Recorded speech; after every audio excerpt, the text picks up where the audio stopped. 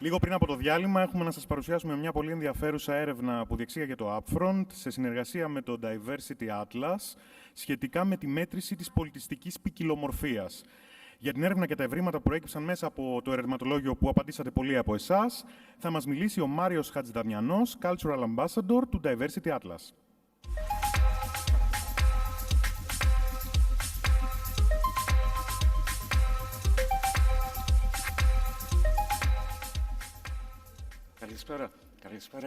Καλησπέρα σε όλους.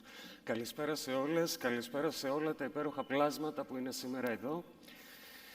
Ονομάζομαι Μάριο Χατζηδαμιανός, δουλεύω εδώ και πάρα πολλά χρόνια στο εξωτερικό και σήμερα νιώθω πολύ όμορφα που βρίσκομαι ανάμεσά σας, γιατί ένας άνθρωπος που κάνει data analysis το θεωρεί τιμή τη Διεθνή ημέρα στην οποία τιμούμε τα μαθηματικά να βρίσκεται ανάμεσά σας, γιατί τα μαθηματικά είναι η γλώσσα η οποία μπορεί να μας βοηθήσει να πετύχουμε πολλές φορές τη σταθερότητα που αναζητούμε και να μας δώσει τις λεπτομέρειες που μπορεί να κάνουν τη διαφορά.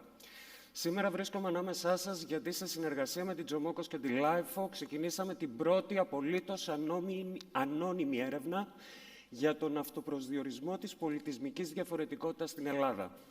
Πολλές φορές συζητάμε για τη διαφορετικότητα, αλλά την εξαντλούμε στην επιφάνειά της, την εξαντλούμε στα φύλα, την εξαντλούμε στη σεξουαλικότητα, την εξαντλούμε σε θέματα τα οποία συνήθως αντιλαμβανόμαστε εμείς και οι γύρω μας σε ένα δωμάτιο που οι απόψεις όλων ομοιάζουν με τις δικές μας. Η εταιρεία την οποία εκπροσωπώ, ή μάλλον το foundation το οποίο εκπροσωπώ, ξεκίνησε μια προσπάθεια πριν από περίπου 20 χρόνια να δημιουργήσει εργαλεία διαπολιτισμικού διαλόγου, τα οποία χρησιμοποιούν τα δεδομένα της πολιτισμικής ποικιλομορφίας της ανθρωπότητας. Όταν αναφέρουμε πολιτισμική ποικιλομορφία της ανθρωπότητας, συζητάμε για πράγματα που ίσως δεν φαντάζεστε. Και νομίζω ότι όλοι μαζί με μένα θα ταυτιστείτε αν σας ρωτήσω, θυμάστε εκείνη την κυρία στο αγαπημένο σας μέρος των διακοπών που σας έφτιαχνε εκείνο το υπέροχο πρωινό, που μετά θέλετε να πάτε στο σπίτι και να το σερβίρετε στους δικούς σας ανθρώπους με πολύ αγάπη? Αυτό το πολιτισμικό χαρακτηριστικό το πήρατε την ώρα των διακοπών σας από έναν άνθρωπο που δεν ξέρετε καν ότι εισπράτεται πολιτισμική ποικιλομορφία. Και η πολιτισμική ποικιλομορφία μπορεί να μετρηθεί. Εδώ βλέπετε ενδεικτικά κάποιους από τους οργανισμούς ανά τον κόσμο, οι οποίοι επέλεξαν να μετρήσουν την πολιτισμική τους ποικιλομορφία και όχι απλά να την μετρήσουν, αλλά να την κάνουν την αφορμή εξαιτίας της οποίας ξεκινήσαν το δικό τους ταξίδι στη διαφορετικότητα, στην ισότητα και στην ίση μεταχείριση.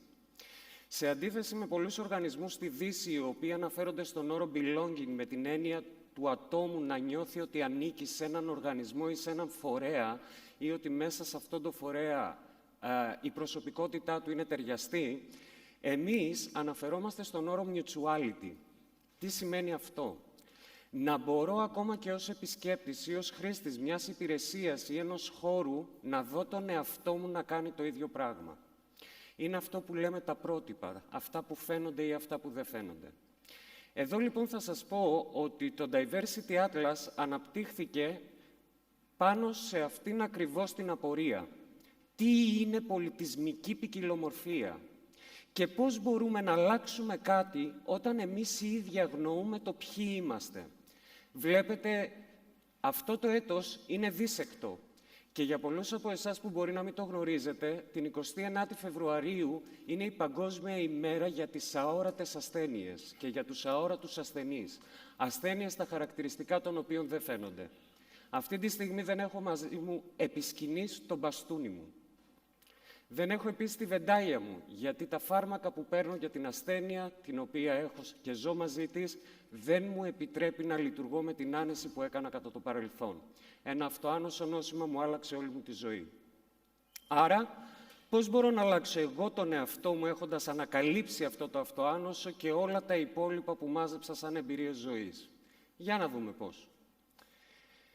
Το Diversity Atlas έχει αναπτυχθεί πάνω σε 7 πυλώνες και συμπεριληπτικές βάσεις δεδομένων της ανθρωπότητας. Όπως θα δείτε, ο καθένας από αυτούς τους πυλώνες αναλύεται σε υποενότητες και υποκατηγορίες. Δεν μας απασχολούν μόνο τα δημογραφικά στοιχεία, μας απασχολεί η γενεολογία σας, οι ρίζες των παππούδων σας, τα μέρη που έχετε ζήσει, τα μέρη που έχετε επισκεφτεί, τα μέρη στα οποία θα θέλατε να βρεθείτε αν αποφασίζατε αύριο το πρωί να φύγετε από την Ελλάδα. Ο λόγος που επιλέγετε αυτά τα μέρη είναι γιατί αισθάνεστε ότι είναι πιο κοντά στις προσωπικές σας απόψεις, όχι στις απόψεις της κοινωνίας γενικότερα. Και σας αφορούν σε τόσο εσωτερικό επίπεδο που ίσως να μην μπορούσατε ποτέ να το συζητήσετε και ανοιχτά με κανένα. Να σας δώσω ένα ενδεικτικό παράδειγμα. Είμαι συγγραφέας και γράφω μουσική. Αλλά ποτέ αυτό δεν είχα το θάρρος να το υπογράψω με το πραγματικό μου όνομα, μη τυχόν και τραυματίσω την καριέρα που είχα ως πολεμικός ανταποκριτής και συντάκτης διεθνών ειδήσεων. Άρχισα να φορέσω αυτό το σκουλαρίκι στο φρύδι, γιατί πάρα πολύ απλά οι προϊστάμενοι μου ήθελαν να είμαι σοβαρός επί σκηνής. Βλέπετε λοιπόν ότι οι περισσότεροι από εμάς σε πολλές φάσεις της ζωής μας έχουμε κάνει υποχωρήσεις, τις οποίες δεν λάβαμε καν υπόψη μας ότι ήταν υποχωρήσεις. Και αυτές βασίζονται ακριβώς σε αυτή την ατάκα που βλέπετε στη δεξιά πλευρά της οθόνης. Αυτό είναι μια δήλωση που έκαναν οι γυναίκες της φυλής Κατσίν όταν γινόταν μια απογραφή στην Αυστραλία και διαπίστωσαν ότι η πολιτισμική τους ταυτότητα δεν βρίσκονταν μεταξύ των κατηγοριών επιλογής. Και οι γυναίκες αυτές θέλαν απεγνωσμένα να συνεχίσουν να μιλάνε αυτή τη γλώσσα με τα παιδιά τους. Θέλαν να συνεχίσουν να μοιράζονται τις ιστορίες της γιαγιάς και του παππού στην αυθεντική γλώσσα που την άκουσαν οι ίδιες. Και φυσικά πρέπει να γνωρίζετε όταν μιλάμε για απογραφές, ότι όταν ένα άτομο αναγκάζεται να δώσει έστω και το παραμικρό στοιχείο της πραγματικής του ταυτότητας, τότε είναι αναγκασμένο να κρύψει και πολλά στοιχεία του πραγματικού του εαυτού.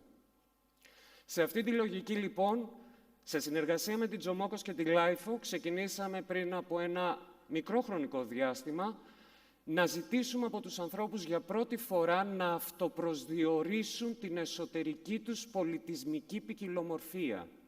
Και πιστέψτε με, τα αποτελέσματα που θα δείτε σε λίγο μπροστά θα σας εκπλήξουν, αν και το δείγμα είναι πολύ μικρό για να εξάγουμε ασφαλή συμπεράσματα. Ορίστε λοιπόν τι είδαμε όταν στην έρευνα απάντησαν 47 συνολικά άτομα, ενώ η έρευνα αυτή τη στιγμή έχει 52 συνολικά άτομα και είναι ζωντανά σε εξέλιξη. Βρήκαμε ότι οι κουλτούρες που ασπάζονται τα 47 άτομα αυτά ανήκουν τουλάχιστον σε 8 διαφορετικούς πολιτισμούς.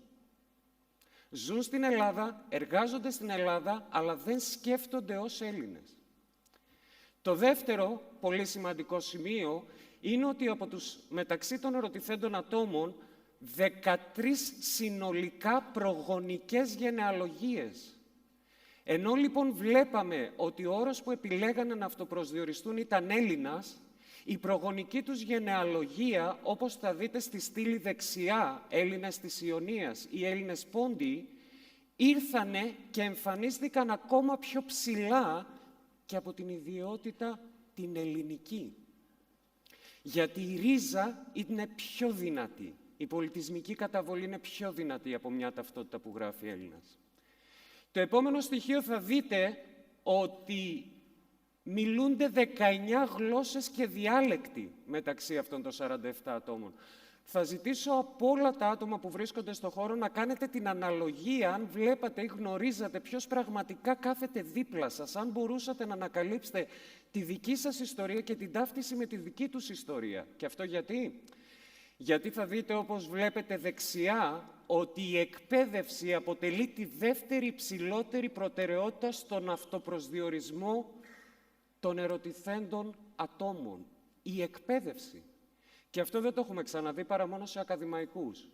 Γιατί λοιπόν στην Ελλάδα τα άτομα τα οποία ρωτήθηκαν ποιο είναι το πιο σημαντικό στοιχείο της ταυτότητάς σου, απάντησαν η εκπαίδευση, ενώ σε μια αντίστοιχη συζήτηση που είχα πριν από 3 εβδομάδες σε ένα δίκτυο γυναικών μεντόρων στη Γερμανία, η απάντηση που κυριάρχησε είναι τα χόμπι μου, τα ενδιαφέροντά μου. Και ορίστε το ερώτημα από όλους τους διευθυντές HR. Πώς φτιάχνετε στρατηγικές για να επιστρέψετε στα διοικητικά στελέχη, τις θηλυκότητες, να φέρουν τα χόμπι τους στο χώρο απασχόλησης?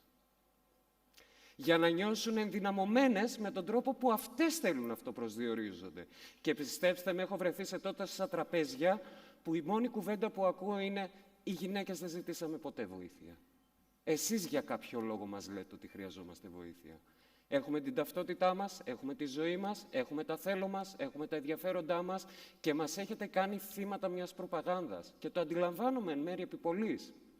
Ωστόσο, το 68,1% πιστεύει ότι η ποσόστοση φύλου είναι ηθική και το γεγονός ότι η κοινωνικο-οικονομική μου κατάσταση κατατάσσεται στην τρίτη θέση του αυτοπροσδιορισμού, επαναλαμβάνω, έχει πολύ μεγάλη σημασία για όλες τις επιχειρήσεις και τους οργανισμούς που νομίζουν ότι προσφέροντας απλά έναν υψηλό μισθό έχουν εξασφαλίσει το στέλεχος που πάντα ονειρεύονταν.